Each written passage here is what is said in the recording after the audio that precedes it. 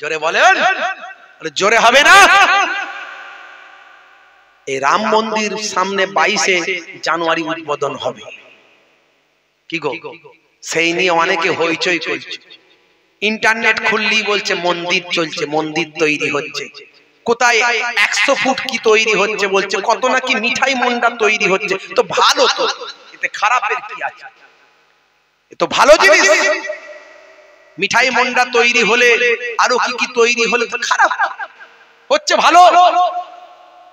বন্ধুরা আমার, তরুণ যুবকেরা আমার, কিছু মানুষ মনে মনে করছে হাই হাই হাই আমাদের সব শেষ হয়ে গেল, আমাদের মসজিদ ভেঙে হাই হাই হাই মন্দির হয়ে গেল। কিছু মানুষ মনে মনে করছে, ভাই তুমি এত মসজিদের তোমার দরদ, তোমার গ্রামে যে মসজিদটা আছে সেই মসজিদে তুমি নামাজ পড়তে যাও তো ভাই, 5 ওয়াক্ত নামাজটা পড়ো। ওই মসজিদে যা হয়েছে সে ফায়সালা তো আল্লাহ করে দেবে। আর মসজিদ কোন জায়গায় যখন তৈরি হয়, সেই মসজিদ ভেঙে দিক, কুড়িয়ে দিক, যাই করে দিক, আল্লাহর আরশে মসজিদ বলি কবুল হয়ে যায়। তাহলে মসজিদ ওখানে ছিল, আছে, থাকবে। দীর্ঘ 1528 খ্রিস্টাব্দে বাবরের সেনাপতি মীর বাকি পানিপথের যুদ্ধের পরে ইব্রাহিম লোদিকে পরাস্ত করে এই মসজিদটা তৈরি করেছিল, নাম বাবরের নামে বাবরি করেছিল। তারপর থেকে কয়েকশো বছর কেটে গেছে, কোনো বিতর্ক ছিল না। পরবর্তীকালে বিতর্ক শুরু হলো, কোর্টে মামলা চলল দীর্ঘদিন ধরে। মামলা উপর মানুষ বিশ্বাস করলো, কত মানুষ কত কি হয়ে গেল, কত মানুষ আঘাত পেল, কত দাঙ্গা হয়ে গেল, কত মারপিট হয়ে গেল। কোন ধর্মই অশান্তি শেখায়নি, কোন ধর্মই খুন খারাপিকে পছন্দ করে না। স্বামী বিবেকানন্দজি বলেছিলেন, জীবে প্রেম করে যেই জন, সেই জন সেবিছে ঈশ্বর।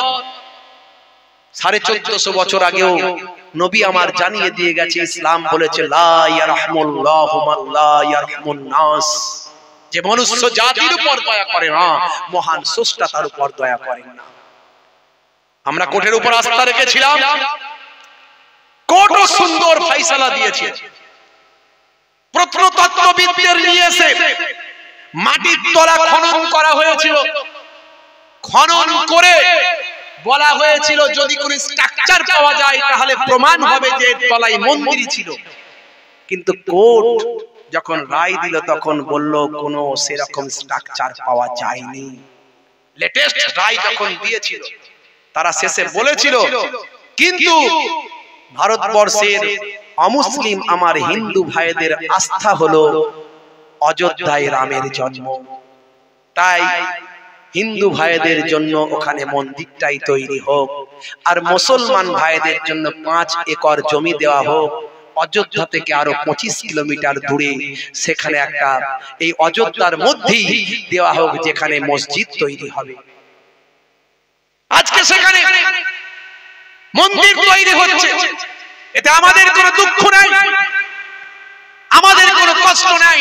কিছু মানুষ ইন্টারনেটে হই হই করছে, তো হই হই করার কোনো দরকারই নাই, কারণ মসজিদ যেখানে তৈরি হয় আল্লাহ সেটা কবুল করে নেয়। ভেঙে দিক, গুড়িয়ে দিক, চলে যাক, যাই হোক, সেটা আল্লাহর দরবারে কিয়ামত পর্যন্ত মসজিদ হিসেবে থাকে। জোরে হবে না? কিন্তু আমার হিন্দু ভাইদের আবেগ যেখানে আছে, ভালোবাসা যেখানে আছে, আমরা ভারতবর্ষের মুসলমান, আমরা সম্প্রীতি ভালোবাসি, আমরা শান্তি পছন্দ করি। ইসলাম শান্তির কথা বলে, ইসলাম ভ্রাতৃত্বের কথা বলে, ইসলাম মানবিকতার কথা বলে। আমাদের যারা ভাই, পাশাপাশি ভাই, প্রতিবেশী ভাই, আমরা সংখ্যায় কম, তারা সংখ্যায় বেশি, তারা দাদা, আমরা ভাই, একে অপরে মিলেমিশে আমরা চলতে চাই। একসঙ্গে সকাল হলে চায়ের দোকানে চা খাই, একসঙ্গে কারবারে গিয়ে ব্যবসাটা করি ভাই। তো বাবরি মসজিদ আর মন্দির, রাম মন্দির নিয়ে লড়াই ঝগড়া আমাদের মাঝখানে থাকতে পারে না। তারা যখন আস্থাতে, আমরা জানি কোর্টের রায় এভিডেন্সে হয়, তবে যখন কোর্ট যখন যেটা ভালো বুঝেছেন, সুপ্রিম কোর্টকে আমরা সম্মান জানিয়ে বলেছি আপনারা যেটা ভালো বুঝেছেন সেটা করেছেন বা করুন। তারা যখন আস্থার রায় দিয়েছে তারা মেনেছে, আমরাও মেনে নিতে বাধ্য হয়েছি। কিন্তু মসজিদ আল্লাহর আরশে ওই জায়গাতে কবুল হয়েছে, আজও আছে, আগামীতেও থাকবে, কিয়ামত পর্যন্ত থাকবে। বন্ধুরা আমার, কিন্তু কিছু মানুষ তারাই হায় হায় গেল গেল, হায় হায় হয়ে গেল, এই সব এই কথা সেই কথা সেই কথা, এসব কথা বলে কোনো লাভ নাই। ইসলাম শান্তির কথা বলে, সম্প্রীতির কথা বলে, ভ্রাতৃত্বের কথা বলে। আর যারা মনে মনে করছে বিশ্ব জয় করে ফেলেছি, আজকে আমরা এই করে ফেলছি, সেই করে ফেলছি, বিশ্ব জয় করে ফেলেছি, ও সব মনে করেও কিছু নাই। কারণ আমরা হিন্দু আর মুসলিম, মোরা দুই সহোদর ভাই, এক বৃন্তে দুটি কুসুম, এক ভারতে ঠাই। যখন বন্যা আসে মুসলমানের ঘরেতেও পানি ঢোকে, যখন বন্যা আসে হিন্দু ভাইদের বাড়িতেও পানি ঢোকে, যখন ঝড় আসে মুসলমানের ঘরেও ধাক্কা লাগে, তখন ঝড় আসে হিন্দু ভাইদের ঘরেও ধাক্কা লাগে। তাই সবচেয়ে আগে আমাদের হৃদয়টা পবিত্র করতে হবে। হৃদয়টা খুলে দেখুন, এই হৃদয়ের মধ্যেই যদি আপনি প্রকৃত ভাই আমার পুরুষোত্তম রামজির ভক্ত হন, তো আপনার হৃদয়ে রামকে আপনি পাবেন। আর যদি আমরা প্রকৃত আল্লাহর বান্দা হই, রাসূলের উম্মত হই, আমাদের হৃদয়ে আল্লাহ এবং রাসূলের মহব্বত পেয়ে যাব। তাহলে এখানে বন্ধুরা আমার, তরুণ যুবকেরা আমার, কিছু মানুষ তারা সব সময় চাইছে কিভাবে একটা উগ্রতার পরিবেশ তৈরি করা যায়, এই ভারতবর্ষের মানুষের মধ্যে কিভাবে দাঙ্গা হাঙ্গামা লাগানো যায়, একটা রই রই ভাব, হই হই ভাব মানুষের মাঝখানে কিভাবে প্রকাশ ঘটানো যায়। তাই আমি সকলের কাছে অনুরোধ করব, মুসলিম ভাইদেরকে অনুরোধ করব, মাদ্রাসাগুলো মসজিদগুলোতে সব সিসি ক্যামেরা লাগান। হিন্দু ভাইদের অনুরোধ করব, আপনারা সব মন্দিরগুলো, ধর্মস্থানগুলোতে সিসি ক্যামেরা লাগান, যাতে করে আমাদের মাঝখানে কোন সুকুনির জন্ম না হয়। সেই সুকুনি যে মানুষের রক্ত খেতে চায়, সে চেষ্টা করবে কাউকে দিয়ে শুকরের গোশত মন্দিরে ফেলতে, আর গরুর গোশত মন্দিরে ফেলতে, আর শুকরের গোশত মসজিদে ফেলতে। এইভাবে ফেলে দিয়ে সে মানুষের রক্ত শুকুনি খেতে চায়, এটা যেন না পারে। কারণ ভারতবর্ষের সমস্ত মুসলমান শান্তিপ্রিয়, সমস্ত হিন্দু শান্তিপ্রিয়, সবাই শান্তি চায়। এক শ্রেণীর যারা কারবারি, ধর্ম নিয়ে কারবার করে, তারাই কেবল অশান্তি চায়। প্রকৃত যারা ধর্মগুরু, তারা কোন ধর্মকে কটূক্তি করতে পারে না। পারে ভাই? বলেন পারে? শ্রী রামকৃষ্ণ পরমহংসদেব কত সুন্দর কথা বলেছেন। তিনি বলেছেন, যত মত তত পথ, শান্তির কথা বলেছেন। ভাই আমার, দোস্ত আমার, বড় বড় অথার পণ্ডিতেরা বিভিন্ন ধর্মের সম্পর্কে কত সুন্দর সুন্দর উক্তি দিয়েছে। এক শ্রেণীর মানুষকে কোরআন সম্পর্কে ভুল বোঝানো হয়। কোরআন ও শান্তির কথা কত সুন্দর ভাবে বলেছে। কোরআন মাজিদ জানিয়ে দিয়েছে, লাকুম দীনুকুম ওয়ালিয়া দীন, তোমার ধর্ম তোমার দিন, তোমার ধর্ম তোমার কাছে, আমার ধর্ম আমার কাছে। অন্য জায়গায় আবার বলছে, লা ইকরাহ ফিদ্দীন, ধর্মে কোনো জবরদস্তি নাই, জোর করে ধর্ম পালন হয় না। কত সুন্দর কথা কোরআন বলেছে, কত সুন্দর কথা মনীষীরা বলেছে। কিন্তু এক শ্রেণীর ভণ্ড, যারা ভণ্ড বাবা, এক শ্রেণীর ভণ্ড কারবারি, তারা কিন্তু বারবার ভণ্ডামি করার চেষ্টা করে। আমি এই কথা আপনাদের মাঝখানে অনেক উদাহরণ আমার আছে, আমি সেই উদাহরণের দিকে যাচ্ছি না। হে তরুণ যুবকেরা, হে আমার বন্ধুরা, হে আমার মুরব্বিয়ানেরা, বারবার কিছু মানুষ হিন্দু মুসলমানের মধ্যে দাঙ্গা হাঙ্গামা লাগানোর জন্য বিভিন্ন বিভেদমূলক কথাবার্তা বলে থাকেন। হে তরুণ যুবকেরা, আপনারাই রিসেন্ট দেখেছেন দুইজন মুসলমানের নাম করে ভাই আমার রাম মন্দির উড়িয়ে দেওয়া আমার কথা ইন্টারনেটে বলেছেন। হে জওয়ান যুবকেরা, পরবর্তীকালে হে জওয়ান যুবকেরা, ইউপির গোয়েন্দা পুলিশেরা তারা ইনকোয়ারি করে দেখছেন যে দুজন রাম মন্দির উড়িয়ে দেওয়ার কথা বলেছিল, ধ্বংস করার কথা বলেছিল, তারা মোটেও মুসলমানের সন্তান নয়। হয়।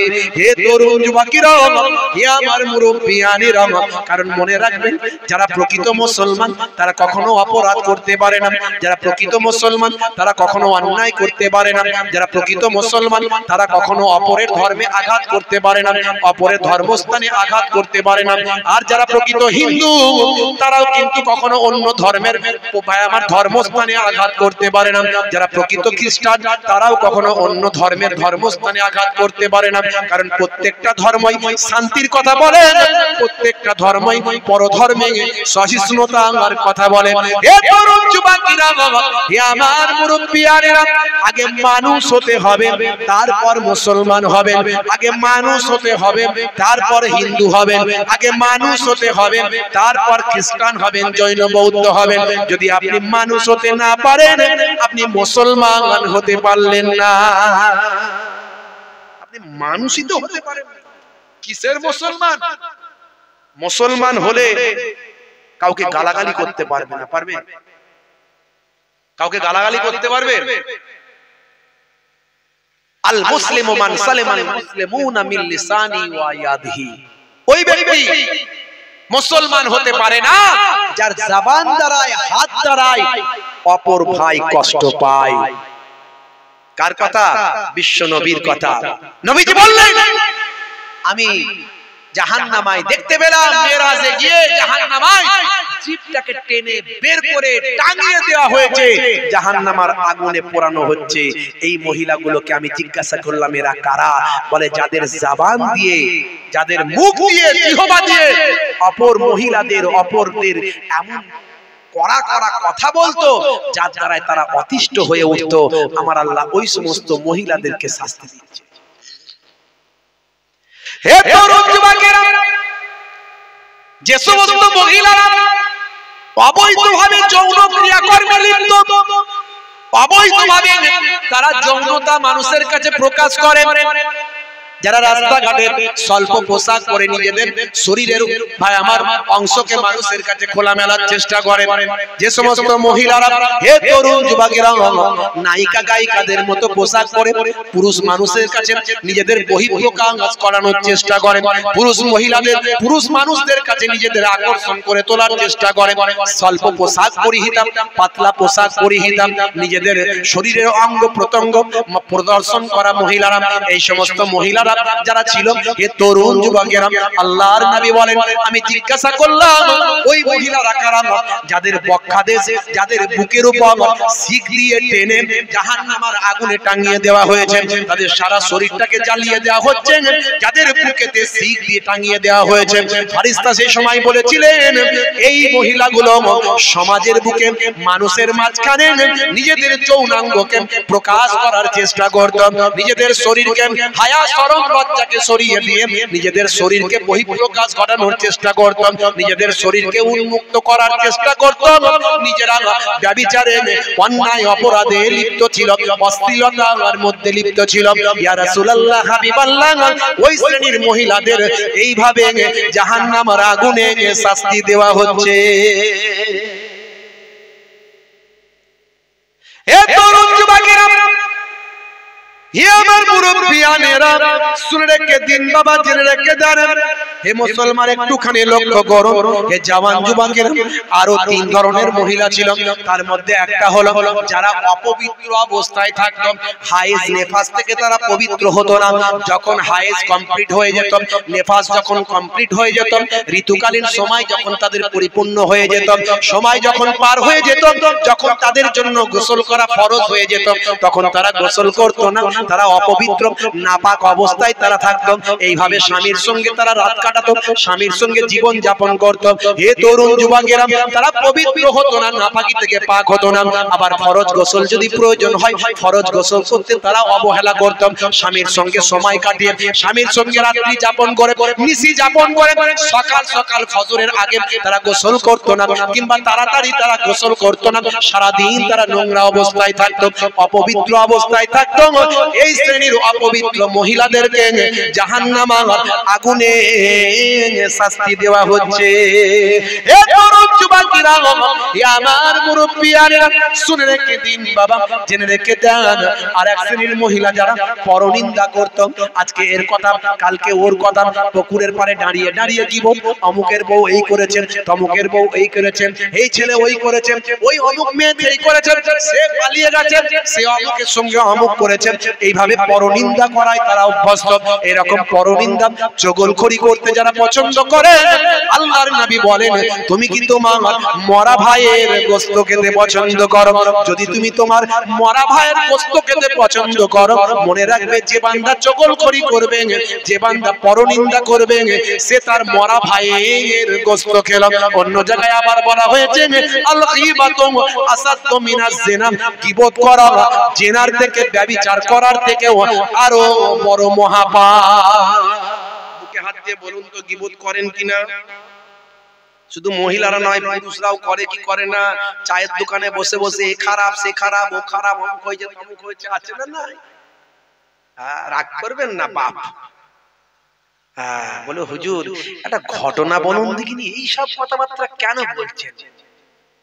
ভাই, ক্যান্সার হলে, যদি কারো ক্যান্সার হয়, রে দিতে হবে, রে দিতে হবে। তাকে ডাইজিন খাওয়ালে কাজ হবে? যেমন ডাইজিন খাওয়ালে কাজ হবে? ক্যান্সার হয়েছে আর ডাইজিন খাওয়াচ্ছে, ও ডাক্তারের কোনো দাম নাই বাপ। পেশেন্টকে একবার পেয়েছে, ক্যান্সারের রে দিয়ে ছেড়ে দেবে। পেশেন্ট তারপরে বাপরে মারে মরে গেল, আর কোনোদিন আসবনি রে তোর কাছে, না এলেও পেশেন্টেরই লাভ হবে। কথা ঠিক না ভুল? কারণ একবার যে রেটা দিয়েছে, অতি ক্যান্সারের জীবাণু অনেকটা মরে গেছে। গীবত শিকায়ত করবেন না, চগলখড়ি করবেন না। হে তরুণ যুবকেরা, আল্লাহর নবী আরেক ধরনের মহিলাদের দেখলেন, ফারিস্তাকে জিজ্ঞাসা করলেন, এদের কি কারণে শাস্তি হচ্ছে? সেই সময় ফারিস্তা বলল, এই সমস্ত মহিলারা হিংসা করত, হিংসা। এই হিংসা করে কি করে না? এ তরুণ যুবকেরা, ছোট ভাইয়ের স্ত্রী বড় ভাইয়ের স্ত্রীর উপর হিংসা আছে না নাই? জোরে বলেন, আছে না নাই? আজকে হঠাৎ করে একটা ইন্টারনেটে ভিডিও চোখের কাছে চলে এলো, তিন ভাই মিলে একটা মেয়েকে বিয়ে করেছে বাংলাদেশে। বাংলাদেশে কত হিরিক দেখা যায়, মানে আপনি খ্যাপা হয়ে যাবেন। বাংলাদেশের এই সমস্ত হিরিক গুলো দেখতে দেখতে খ্যাপা হয়ে যাবে। সেদিনে দেখলাম একটা লোক 7টা বিয়ে করেছে, 7 ভাইরাল হয়েছে। একটা বউ 7টা বিয়ে করেছে। আজকে আবার একটা ভিডিও দেখলাম, ভাই আমার 3 ভাই মিলে একটা মেয়েকে বিয়ে করেছে। কত খ্যাপা যে দেখবো, কি বলে না, কি একটা, ও বাবা তোমার দরবারে সব পাগলের খেলা। কি বলবো বলুন দেখি? মাঝে মাঝে কত রকমের ভিডিও বাংলাদেশ থেকে চলে আসে। এখন তো ইন্টারনেটের যুগ, আগে সব জানতাম না, খোঁজ খবরও পেতাম না। বাংলাদেশে যেমন ভালো জিনিসও আছে, খুব ভালো, আর এই খারাপ আছে মারাত্মক। সেদিন একটা ভিডিও দেখছিলাম, বাপ মারা যাওয়ার পরে 48 ঘন্টা পার হয়ে গেছে, দাফন করতে দিচ্ছে না ছেলেরা। 2টো ছেলে এদেশে থাকে আর 2টো ছেলে আরবে থাকে। কেন ভাই দাফন করতে দিচ্ছে না? না ভাই ভাই ঝগড়া, সব বাপ মারা যাওয়ার আগে জায়গা সব লিখে ভাগ করে দেয়নি তো, যতক্ষণ না ভাগ হচ্ছে বাপকে কবরে ঢুকতে দেবো নি। গ্রামের লোক বলছে, ওরে ভাই এতে ডেড বডি থেকে গন্ধ বেরোতে শুরু করেছে, তাড়াতাড়ি দাফন করতে দে। সে দেবে না। বাপের পচে লাশ গন্ধ বেরোক, অসুবিধা নাই, জায়গা আমার চাই। আমরা জমি সম্পদ করে করে অস্থির। দেখেছেন ছেলে কেমন তৈরি হয়েছে? এই জন্য ছোটবেলায় ছেলেটাকে মক্তবে দিন, মাদ্রাসায় ইমাম সাহেবের কাছে দিন। কি ইমাম সাহেবের কাছে দেবেন? হ্যাঁ, আজকাল ইমাম সাহেবদেরকে যা আমরা পয়সা দিই, সেই ইমাম সাহেব সিজদায় যায় আর কি বলে, আল্লাহ অবস্থা খুব খারাপ, একদম মাইনে নাই, আল্লাহ গো এই মাসে 3-4 হাজার টাকায় চলবে কেমন করে? ছেলেটা এই বাৎসরিক এই জানুয়ারি মাস চলে এলো, ছেলেকে ভর্তি করব, বই লাগবে বলেছে, ফিজ এত টাকা, টিউশন দিতে হবে এত টাকা, বউ বলেছে একটা ভালো শাড়ি অনেকদিন দাউনে দেবে, আল্লাহ গো কি করবো? সিজদায় যাতে চিন্তা করছে, ভাই নামাজ হবে তো? বলে বেশি কথা বললেই ইমাম সাহেব তাড়িয়ে দেব। বেশি কথা বললে ইমাম সাহেব যদি পয়সা করে, ওই ইমাম সাহেব গেট আউট। কত তাড়াবে, হ্যাঁ শেষে এমন ইমাম সাহেবের পাল্লায় পড়বে, সে বলবে ভাই তোরা তো তাড়িয়ে দিবি জানি, তাই আমিও ঠিক করেছি। বলে কি করেছো? বলে যতদিন নামাজ পড়িয়েছি ওযু আমি করিনি। সামলাও এবার ঠেলা, রাগ করবেন না বাপ। হাই রে হাই, এখন 4000 5000 6000 টাকা মাইনেতে মাস চলবে ভাই, আপনার চলবে? বুকে হাত দিয়ে বলুন তো। আমি কাউকে দুঃখ দিতে আসিনি, একটু শুধু যেখানে যেখানে আমাদের রোগগুলো আছে ওষুধটা দিচ্ছি, যেটা মনে পড়ছে সেটাই দিচ্ছি। আমার তো আর মাথায় মেমোরিতে লোড করা নাই, চালিয়ে দিলাম বেরোচ্ছে মোবাইলের মতো, খালি চালিয়ে দেবেন একটার পর একটা চলে আসবে গজল, একটার পর একটা ওয়াজ চলে আসবে। আমার মেমোরিতে যা আছে সেটা বলছি। বন্ধুরা আমার, এখনো সময় আছে, পরিবর্তন হতে হবে বাপ, আমাদের পরিবর্তন হতে হবে বাপ। দুঃখ নেবেন না, আমি কষ্ট দিতে আসিনি। আমি মোহেবুল্লাহ হুসাইনিকে যদি ভালো না লাগে কোনোদিন ভিটেই তুলবেন না, কিন্তু আমার কথাগুলোকে দয়া করে একটু বোঝার চেষ্টা করবেন। হে তরুণ যুবকেরা, আল্লাহর নবী বলেন লা তাকাতাউ ওয়ালা তাদাবারু ওয়ালা তাবাগাজু ওয়ালা তাহাসাদু ওয়াকুনু ইবাদাল্লাহি ইখওয়ানান। হে দুনিয়ার মানুষ শুনে রেখে দাও, আমি দয়ার নবী তোমাদের জানিয়ে দিয়ে যাই, তোমরা বিচ্ছিন্ন হয়ে যেও না, তোমরা একে অপরের থেকে বিচ্ছিন্ন হয়ে যেও না। লা তাকাতাউ, তোমরা একে অপরের থেকে বিচ্ছিন্ন হয়ে যেও না। ভাই ভাইয়ে গন্ডগোল অশান্তি করো না, ভাই ভাইয়ে গন্ডগোল করো না। হ্যাঁ জিজ্ঞাসা করছে, আচ্ছা ভাই, মিডিয়া জিজ্ঞাসা করে, আচ্ছা ভাই এ তোমরা 3 ভাই মিলে একটা বউ, এটা কেমন করে হয়? 3 ভাই একটা বউ চলে? হ্যাঁ এত টেম্পার, মাঝখানে বাম্পার কই? বলছে ভাই বলবো কি, লোকে অনেক কথা বলে আমরা কান দিই না, লোকে অনেক কথা বলে আমরা কান দিই না, গ্রামের লোক অনেক কথা বলে কান দিই না। কেন? বলছে কারণ আমাদেরকেই তো জীবনটা চালাতে হবে, লোকের তো চলবে না।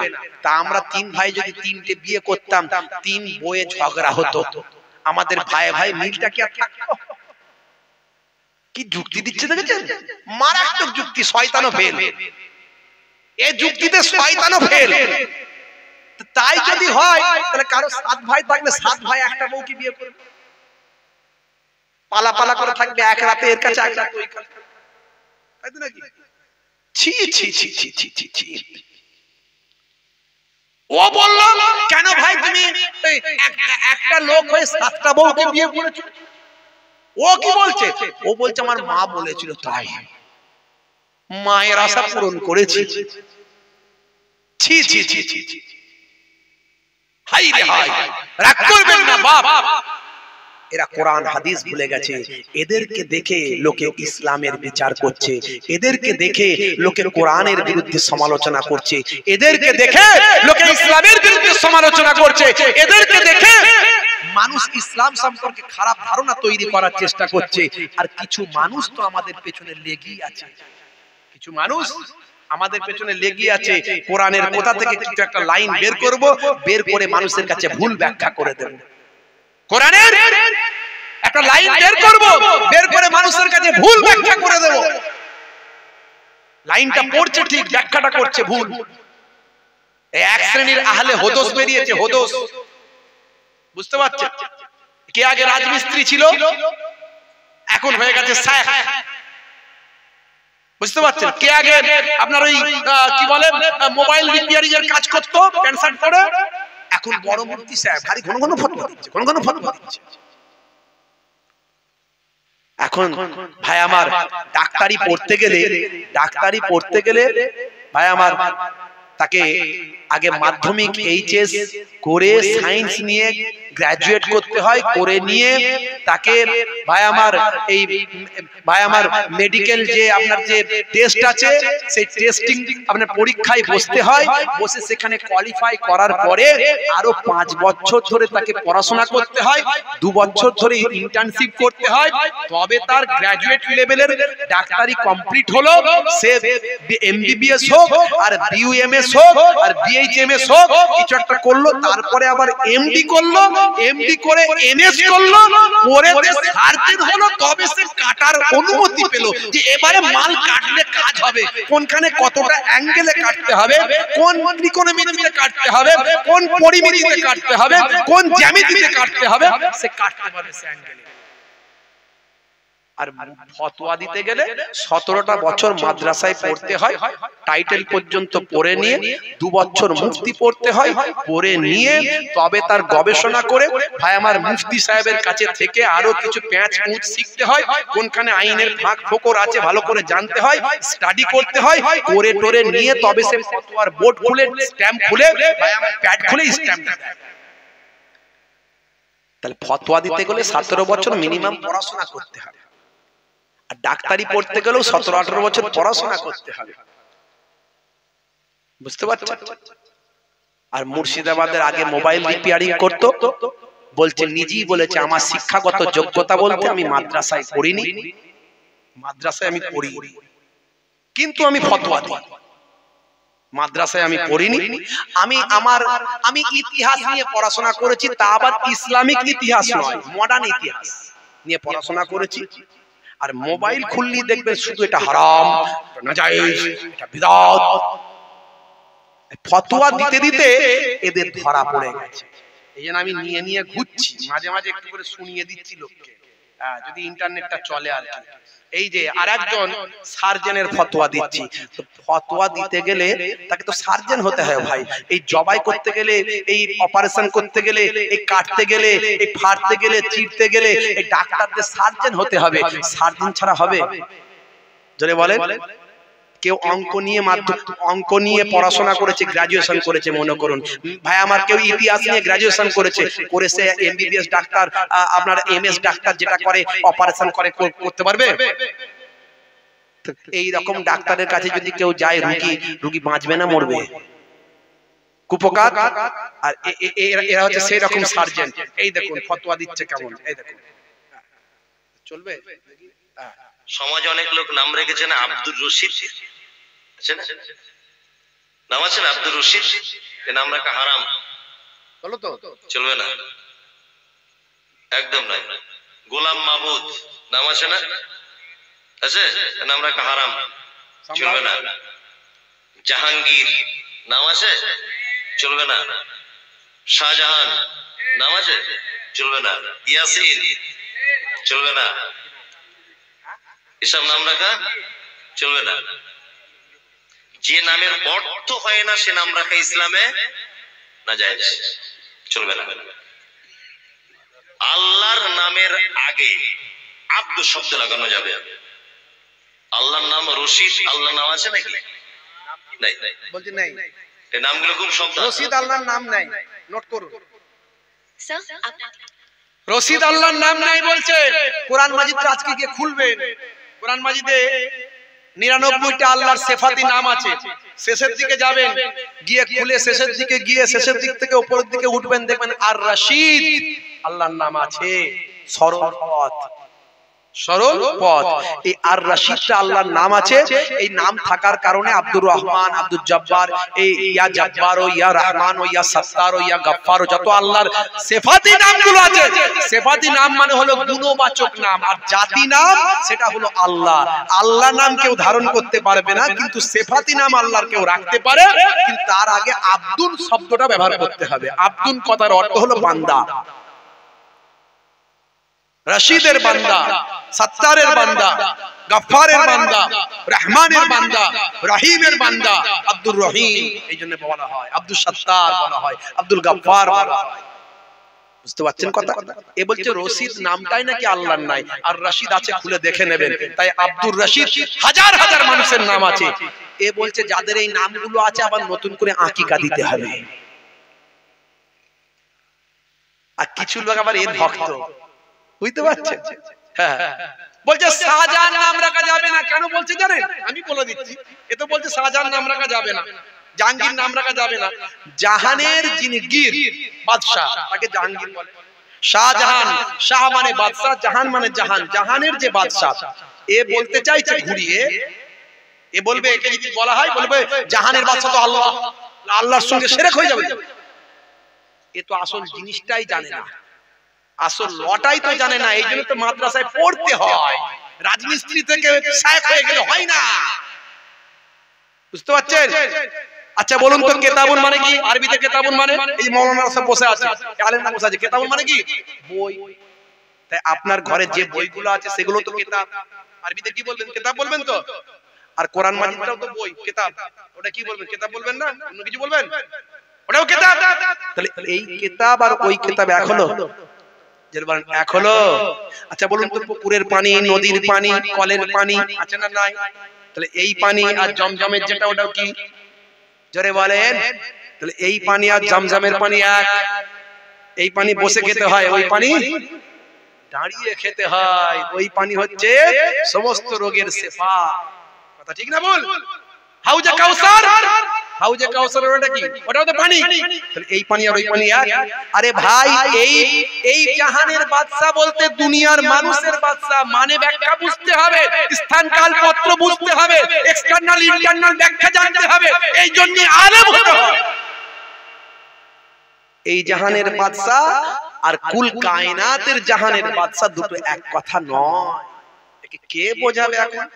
এরা মাইক পেলি ফতোয়াবাজি করে, আর কিছু এদের সেরকম খদ্দের আছে, খদ্দের সেরকম আছে, কাস্টমার আছে। দেখবেন যতই বলেন ওই ডাক্তার কাছে যাসনি রে, ও পাস করা ডাক্তার নয়, বলে ওর কাছে আমার চাস্তো ভাইয়ের রোগ ভালো হয়েছে আমি যাব। চাস্তো ভাইয়ের তো কোনো রকমের হয়ে গেছে তাই চলে গেল, ডিগ্রি বিগ্রি না দেখে। বাস এমন ঔষধ দিল চিৎপাত উপকার। রাগ করবেন না বাপ, একটু বুঝতে হবে। হে তরুণ যুবকেরা, হে আমার বন্ধুরা, হে আমার মুরব্বিয়ানেরা, শুনে রেখে দিন বাবা। খুবই সংক্ষেপ করে বলবো, কষ্ট হচ্ছে, এখনই শেষ করব, এখনই শেষ করব, লম্বা চওড়া না, ছোট্ট করে। হে তরুণ যুবকেরা, তাহলে শেষ যেটা বলছিলাম, হিংসা। এক শ্রেণীর মহিলাদের শাস্তি দেওয়া হচ্ছে হিংসা করার কারণে। হে তরুণ যুবকেরা, হিংসা কি শুধু মেয়েরা করে না, ছেলেরাও করে, পুরুষরাও করে না, শুধু মহিলারা করে হিংসা? বলে হুজুর মহিলারা একটু বেশি বেশি করে। আসলে মহিলারা শুধু ঘরের মধ্যে বেশি থাকে তো, এই বউ ওই বউ, এই সেই অমুক বউ তমুক বউ, খালি এই ঘরের মেয়ে ওই ঘরের মহিলা, এই তারা বেশি থাকে। আমরা একটু বড় সার্কেলে থাকি, আমাদের হিংসাটা আবার লেভেলটা আলাদা, আমাদের লেভেলটা আলাদা। আপনি আপনার মতো, আমার হিংসা কার প্রতি হবে? ওই বক্তা, ওই বক্তা এই করেছে, ওই বক্তা এরকম, ওই বক্তা ভালো নয়। আমি যে লাইনের লোক সে লাইনের সঙ্গে যাব। আপনি দোকানদার, পাশের দোকানদারের চিন্তা করবেন, কার কাছে গিয়েছিলে? ওই দু নম্বরে জালি মাল, সব কটাই খারাপ মাল রেখে দে, তুমি ওর দোকানে গেছো। মাস্টার বলছে তুমি কার কাছে তোমার ছেলেকে পড়তে দিয়েছিলে? অমুক। ছি ছি ছি ছি ছি, আরে ওটা যতদিন ছাত্ররা পড়েছে সব ফেল করেছে, একটাও পাস করতে পারে না। যে যেরকম লেভেলের লোক সে তেমন হিংসা করছে। আর ঘরের মায়েরা ঘরের মধ্যে বেশি থাকে, পাড়ার মধ্যে বেশি থাকে, তাহলে 2-5টা বাড়ির মধ্যে হিংসা করে। তাহলে হিংসা শুধু মহিলাদের মধ্যে নয়, পুরুষদের মধ্যেও আছে।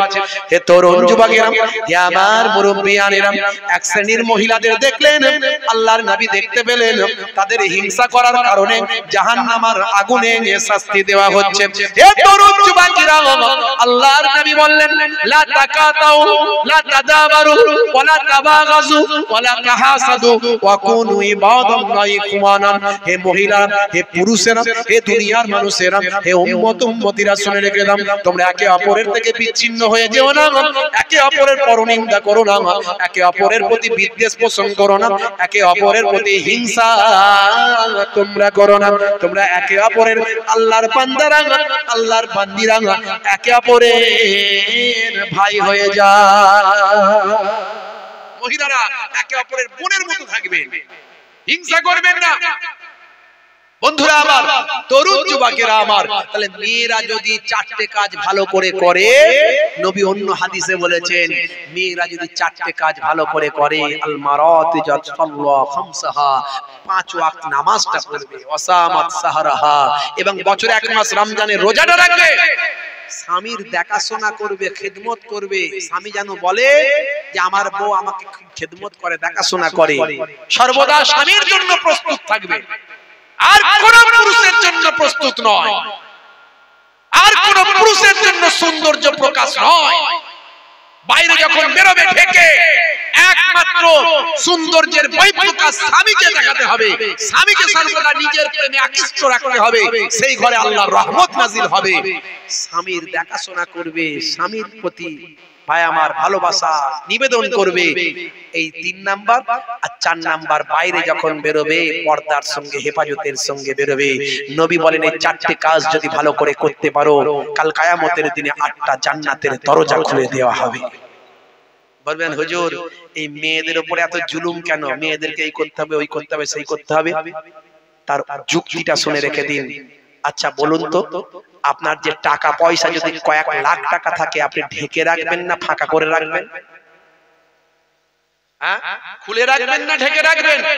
ঢেকে রাখবেন না, শুধু আলমারিতে 3-4টে তালা মেরে রাখবেন, কারণ আমার লাখ টাকার ব্যাপার রে বাবু, কেউ জানতে পারলে চোর পড়ে যাবে ঘরে। কথা ঠিক না ভুল? তাহলে মূল্যবান জিনিসকে বেশি ঢেকে রাখা হয়। নারীরা টাকার থেকেও বেশি মূল্যবান, সোনা গয়নার থেকেও বেশি মূল্যবান। তাই ইসলাম বলেছে নারীদেরকে ঢেকে রাখার চেষ্টা করো। তার কারণ হলো নারীদের পেট থেকে আল্লাহ রত্ন দেন। রত্ন, নারীদের পেট থেকে রত্ন বলতে কি? রত্ন বলতে নারীদের পেট থেকেই তো নবীদের আল্লাহ জন্ম দিয়েছেন, রাসূলদের জন্ম দিয়েছেন। নারীদের পেট থেকেই আল্লাহর ওলিদের জন্ম দিয়েছেন। আর নারীদের পেট থেকেই তো ডাক্তার, ইঞ্জিনিয়ার, বিজ্ঞানী, সায়েন্টিস্ট সব নারীদের পেট থেকে। তাই নারীরা হলো সবচেয়ে বড় মূল্যবান। তাই নারীদের সম্মান সবচেয়ে বেশি দেওয়া হয়েছে। আমার নবীকে জিজ্ঞাসা করা হলো, ইয়া রাসূলুল্লাহ মান আহাক্কু বিহুসনিস সাহাবাতি, কে আমার কাছ থেকে বেশি ভালো ব্যবহার পাওয়ার যোগ্য? আল্লাহর নবী বললেন ক্বালা উম্মুকা, তোমার মা। সুম্মা মান, তারপর কে? রাসূল বললেন ক্বালা উম্মুকা, তোমার মা। সুম্মা মান, সাহাবী বললেন তারপর কে? ক্বালা, রাসূল বললেন ক্বালা উম্মুকা, তোমার মা। সুম্মা মান, ইয়া রাসূলুল্লাহ তারপরে আমার কাছ থেকে কে বেশি ভালো ব্যবহার পেতে পারে? ক্বালা আবুক, তোমার পিতা। জোরে বলুন সুবহানাল্লাহ। নারীর এত সম্মান দেয়া হলো, নারীদেরকে জননী বানানো হলো, নারীদেরকে মা করে দেয়া হলো। তাই রাসূল বলছেন ইযহাব ফাআকরিমহা ফাইন্নাল জান্নাতা তাহতা রিজলাইহা, যাও তোমার মায়ের সম্মান করো, কারণ তোমার মায়ের পায়ের তলায় তোমাদের জান্নাত। জোরে হবে না? এ তরুণ যুবকেরা, যে কথা বলতে গিয়ে এত দূর চলে এসেছিলাম, এটুকু বলেই শেষ করে দেব। ওই মহিলা বলল হুজুর আমি কোন পাখি নয়, আমি কোন চিড়িয়া নয়, আপনি শুধু বলবেন এই চিড়িয়া মার যাব, বলার সঙ্গে সঙ্গে মারা যাব। এই চিড়িয়া জিন্দা হোক আর উড় যাব, বলার সঙ্গে সঙ্গে উড়ে যাব। না না না না, আমি কোন পাখি নাই, এত মেজাজ দিয়ে আমাকে ডাকার দরকার নাই, এইভাবে আমার সঙ্গে কথা বলার দরকার নাই। আল্লাহর ওলি তৃষ্ণা মিটে গেল, পানি খাওয়া ভুলে গেলেন, বললেন ও মা, মা তুমি তো সাধারণ মহিলা নয়, মা তুমি এই খবর কেমন করে জানতে পারলেন? এই খবর এখান থেকে শত শত মাইল আগের ঘটনা, তুমি এখান থেকে কেমন করে জানতে পারলেন? সেই সময় মহিলা বললেন শুনুন, আমি এমন কোন আল্লাহর নেক বান্দি নয়, আমি 5 ওয়াক্ত নামাজি, আমি রাসূলের সুন্নাত গুলো মেনে চলি, ইসলামের হুকুম আহকাম গুলো মেনে চলি, আর আমি অন্য কোনো কাজ করি না। শুধু একটা কাজ করি, আমার স্বামী হলো একজন বড় মাতাল, মাতাল হলেও আমি আমার স্বামীর খিদমত করি। আমার স্বামী না বলতে পারে আমি মাতাল বলে আমার স্ত্রী আমার খিদমত করে না। এরই বদৌলতে আমার আল্লাহ এই মর্যাদা, এই নিয়ামতের হকদার আমাকে দান করেছে। জোরে হবে না? আর জোরে হবে না? বন্ধুরা আমার, তরুণ যুবকেরা আমার, তাহলে আজকে আমাদের ওয়াজ বেশি লম্বা চওড়া নয়, এটুকু আপনারা 5 ওয়াক্ত নামাজটা পড়বেন, বছরে 1 মাস রামলে সাইয়্যিদিনা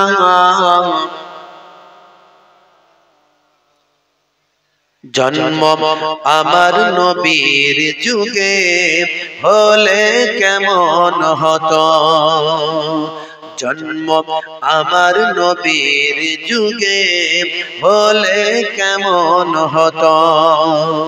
দু নয়নে রাসূল পাক দেখলে কেমন হতো, জন্ম আমার নবীর যুগে হলে কেমন হতো। আল্লাহুম্মা সাল্লি আলা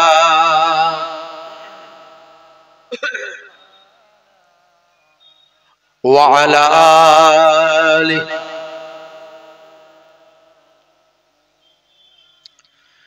শুনতাম আমি হযরতে বেলালের মধুর আযান, সেই আজানে এত মধু মুগ্ধ রহমান। জোরে হবে না? আর জোরে হবে না? শুনতাম আমি হযরতে বেলালের মধুর আযান, সেই আজানে এত মধু মুগ্ধ রহমান। দয়াল নবীর পিছে নামাজ পড়লে কেমন হতো, দয়াল নবীর পিছে নামাজ পড়লে কেমন হতো। দু নয়নে রাসূল পাক দেখলে কেমন হতো, জন্ম আমার নবীর যুগে হলে কেমন হতো। আল্লাহুম্মা সাল্লি আলা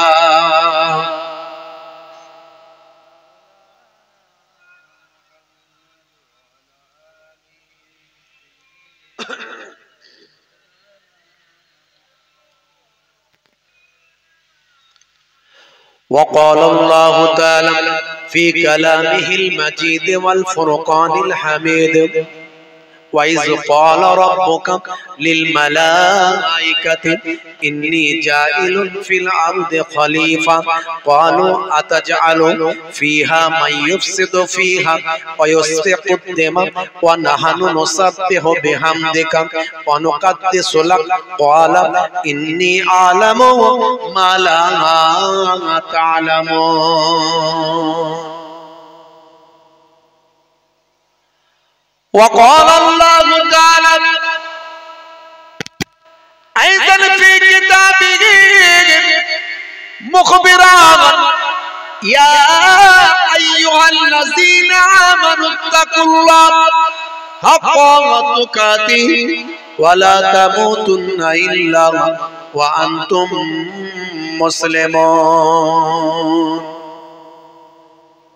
وقال النبي صلى الله عليه وسلم سبع تجري للعبد بعد موته وهو في قبره من علم علما أو كسر نهرا أو حفر بيرا أو غرس نخلا أو بنى مسجدا أو ورث مصحفا أو ترك ولدا يستغفر له بعد موته إلى آخر الحديث أو كما قال عليه الصلاة والتسليم.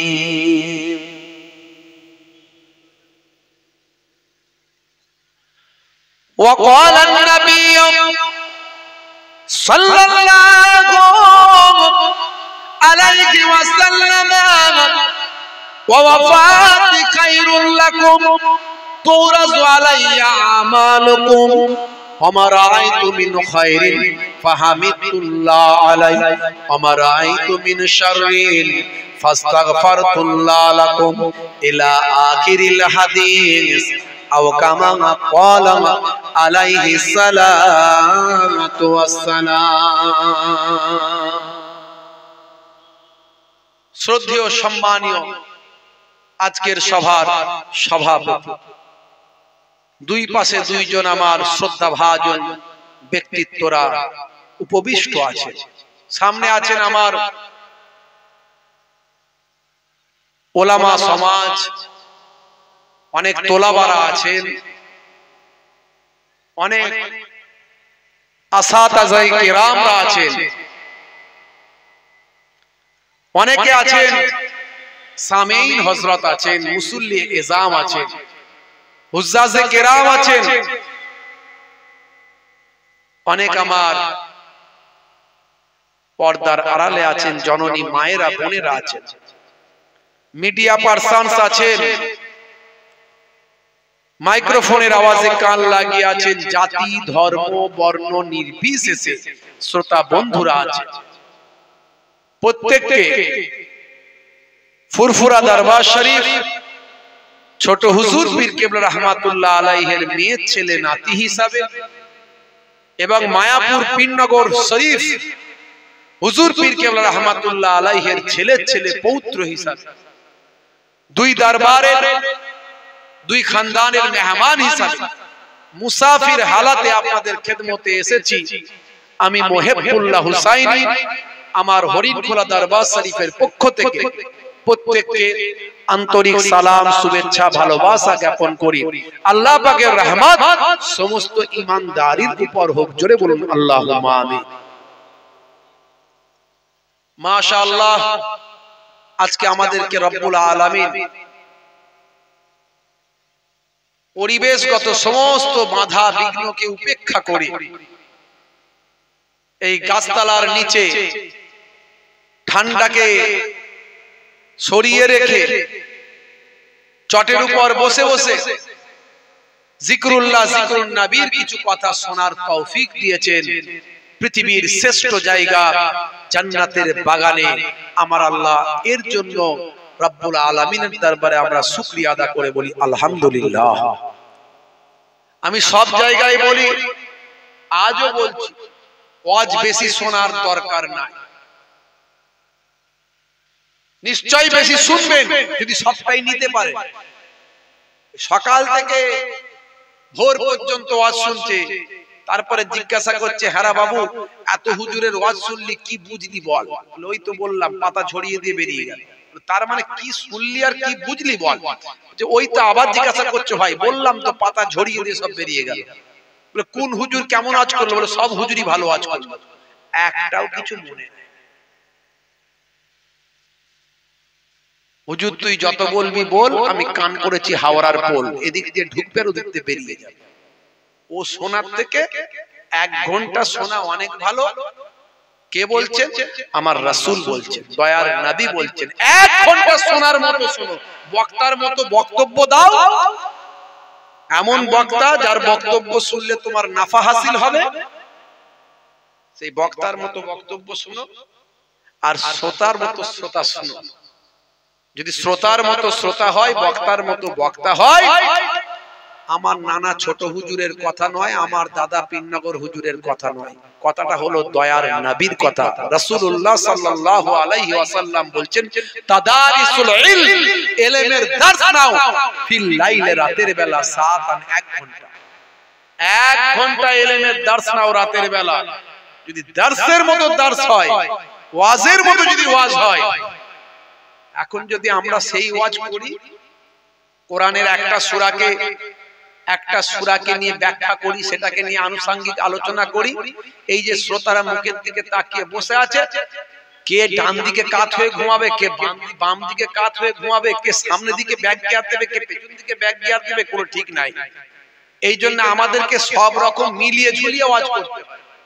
কারণ শ্রোতা অনেক রকমের, কেউ কোরআন শোনার শ্রোতা আছে, কেউ হাদিস শোনার শ্রোতা আছে, কেউ গল্প শোনার শ্রোতা আছে, কেউ হেকায়েত শোনার শ্রোতা আছে, কেউ বাস্তব শোনার শ্রোতা আছে, কেউ বিজ্ঞান শোনার শ্রোতা আছে, কেউ আবার ইতিহাস থেকে কিছু বললে তার ভালো হয়, কেউ বলছে একটু জেনারেল নলেজ থেকে বললে ভালো হয়। তাহলে শ্রোতা কত রকম আছে বুঝতে পারছেন? যে বক্তাগুলোর মার্কেটে দেখছেন না, তারা সব রকম পাঁচ মিশালি ওয়াজ করে বলি তাদের আপনি দেখতে পাচ্ছেন। একরকম ওয়াজ করলে তাকে খুঁজে পাওয়া যাবে না। যখন এই কমিটির লোক বলবো অমুক হুজুরকে আনতে হবে, ওই কমিটির লোক বলবে ওই ইতিহাস কিছু বলে না, ওই হুজুর চলবে না। আবার ওই হুজুর বলবে, ওই কমিটির লোক বলবে ওই হুজুরকে নিয়ে এসে উনি বিজ্ঞান থেকে কথা বলে, ওই হুজুর আবার কোরআন হাদিস থেকে বলে। তাহলে বুঝতে পারছেন, যেটুকু হচ্ছে সেটুকু হবে না। আপনি বলবেন বাংলাদেশে এরকম হয় কি করে? বাংলাদেশের ভৌগোলিক পরিবেশটা আলাদা আর ইন্ডিয়ার ভৌগোলিক পরিবেশ আলাদা। সব জায়গার হাওয়া পানি একরকম নয়। ওখানে স্টেজে, বাংলাদেশে স্টেজে হুজুরকে তরোয়াল নিয়ে, কাস্তে নিয়ে, কাটারি নিয়ে কাটতে ওঠে মাঝে মাঝে, দেখেছেন তো? দেখেছেন? এখানে কোনোদিন এরকম ঘটনা ঘটেছে নাকি? ঘটেনি এখনো, সেই পরিস্থিতি তৈরি হয়। আর আমরা এখানে ভৌগোলিক পরিবেশটা অন্যভাবে তৈরি হয়েছে। তাহলে এখানে যে ওয়াজটা চলবে সেই ওয়াজটা বাংলাদেশে চলবে না, আবার বাংলাদেশের বক্তারা এখানে এলে সেই মার্কেট করতে পারে না। এই জন্য কিছু কেমন শ্রোতা বলে, হুজুর শুধু আয়াত দিয়ে দিয়ে ওয়াজ করুন না, আয়াত দিয়ে দিয়ে শুধু ওয়াজ করুন। আমরা যদি শুধু আয়াত, ভাই 1 ঘন্টা ওয়াজ করতে গেলে 4-5 ঘন্টা 6 ঘন্টা পড়াশোনা করে আসতে হয়। পড়াশোনা না করলে ওয়াজ করা যায় না। এখন মনে করুন আমি পড়াশোনা করে এসে 2 ঘন্টা শুধু আয়াত দিয়ে দিয়ে তাফসীর করতে লাগলাম, সূরা ফাতিহার তাফসীর, আয়াতুল কুরসির তাফসীর করতে লাগলাম। এই বোঝার লোক আছে? আমার দিকে পা করি চিৎপাত পাপকাত হয়ে যাবে। কথা ঠিক না ভুল? এই যে কটা শ্রোতা দেখছি আর থাকবে না, বলবে এই ওয়াজ বাদ দে, চ ঘরে যাই ঘুমাই। তাহলে সেই শ্রোতা আছে কম। এখানকার ভৌগোলিক পরিবেশটা আলাদা। আবার যদি শুধু বিজ্ঞান বলি, সেই বিজ্ঞান বোঝার লোক কজন আছে? সেই বিজ্ঞান বোঝার লোক কজন আছে? H2O 2 ভাগ হাইড্রোজেন 1 ভাগ অক্সিজেন, এগুলো কি? What is this? এটা কি? হাইড্রোজেন আর অক্সিজেনকে একত্রিত করলে কি হয়? নিউটনের সূত্রগুলো কি আছে? আপেক্ষিক সূত্র সেখানে কি বলা হয়েছে? কেন আপেল গাছ থেকে ফলটা নিচে পড়লো, উপরে উঠে গেল না? মাধ্যাকর্ষণ শক্তিটা কোথা থেকে এলো? কে দিয়েছে? এই সব যদি শুরু করা হয়, এই কি বলছে রে, হুজুর কি বকছে, এই হুজুর কি বকছে, এই কানে কানে গিয়ে বলাই তো হুজুরকে একটা ঘটনা বলতে। ভৌগোলিক পরিবেশটা আলাদা আছে। এক নানা মনির নানা মত, নানা শ্রোতা নানা বক্তব্য। ভাইরা আমার, তরুণ যুবকেরা আমার, মূল কথা হলো যে বক্তব্যের দ্বারা আমরা হেদায়েত হব এমন বক্তব্য আমাদের দরকার। কথা ঠিক না ভুল? আর ওয়াজকে যদি অনুষ্ঠান মনে করে, যে জলসা মানে একটা অনুষ্ঠান, একটা মেলা, একটা আনন্দ, ঘরের মেয়েরা লাল শাড়ি, লাল টিপ, লাল আঁচল মাথায় থাকুক আর গায়ে থাকুক, দেখার দরকার নেই। ওই পরে বেরোলো আর ঘরে গিয়ে বাইরে থেকে ফুচকা খেয়ে ঘরে চলে এলো, দারুণ হচ্ছে। ওই জলসা দেওয়ার থেকে না দেওয়া ভালো। 5টা পাড়ার মেয়েরা এক কাছে, 5টা পাড়ার ছেলেরা এক কাছে ফুচকা খাচ্ছে, ফোন নাম্বার দিচ্ছে আর নিচ্ছে। আর ঘরের বাচ্চারা গিয়ে কি করছে? ওই যে একটা এখন কি লাপানো একটা কি বেরিয়েছে না, জাম্পিং মেশিন, হ্যাঁ ওই জাম্পিং এ জাম্প করছে। আরে মিকি মাউসে শুধু ঝাঁপ দিচ্ছে। আরে ভাই, এটা জলসা হচ্ছে না মেলা হচ্ছে? মেলা হলে মেলাই করো, জলসা দিও না। আর জলসা হলে জলসা